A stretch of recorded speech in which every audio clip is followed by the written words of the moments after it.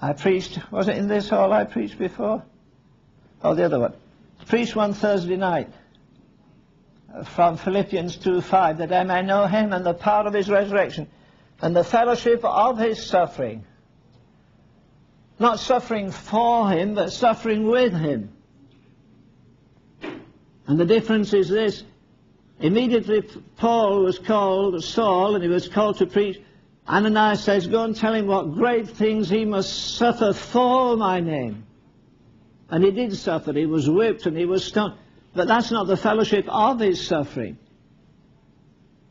The fellowship of his suffering is this, that every time Jesus turned, he suffered. If he saw a paralytic, he suffered. If he saw a corpse, he suffered.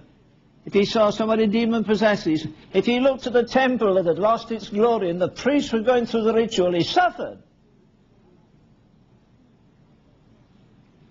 And while I was preaching, I was saying under my breath, Lord, don't let me die in this pulpit.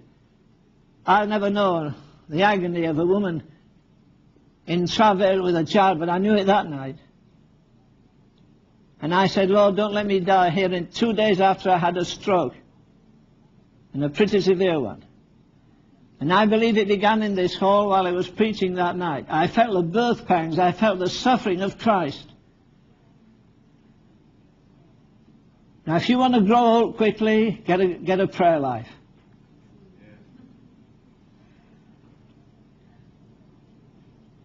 Don't ever trust in your experiences. It's a dangerous thing when we try and prove our experiences as a source of our strength. The only strength we have is in the Word of God, in the obedience to the Spirit of God. But I'm quite sure of this. God is going to show our generation. We're at the point of bankruptcy. We can't turn around as a nation. You can have your moral majority if you're right. They never worked anyhow. If you think I'm wrong, ask Gideon.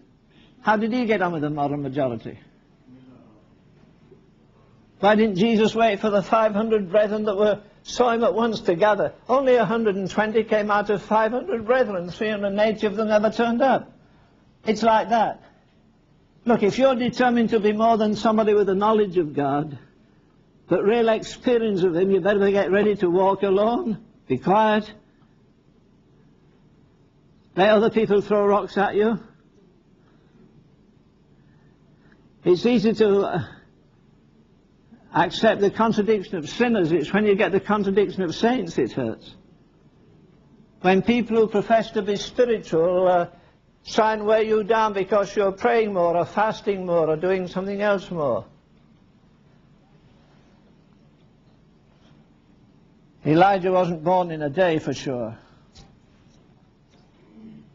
He had to have years of quietness, and then out of that he had to come and publicly display that faith and courage that God had been building into him for those 3.5 years alone.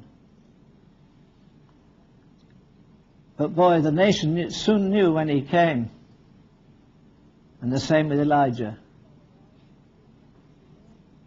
Let a prophet of God arise in the true sense of the word. He won't need any advertising plans. He won't need to get on public TV.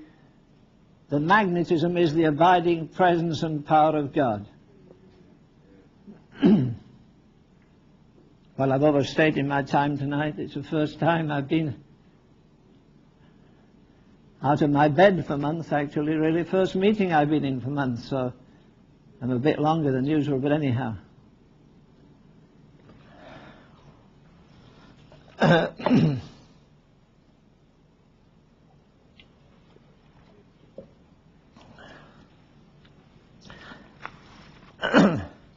I'm not going to ask you to dig up your dirty past. I'm going to ask you this.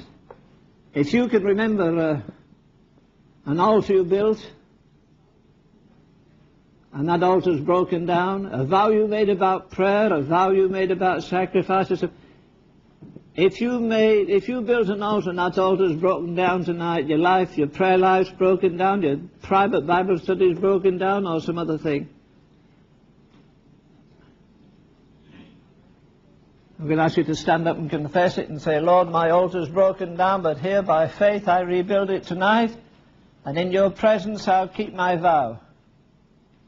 Forgive me where I failed, and from here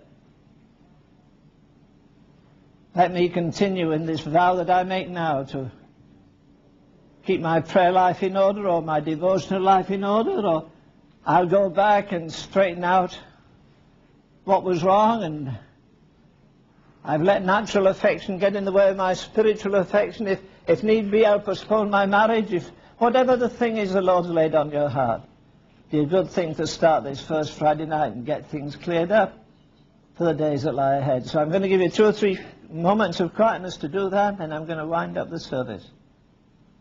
So if you want to straighten it up, you stand up and straighten it up with the Lord.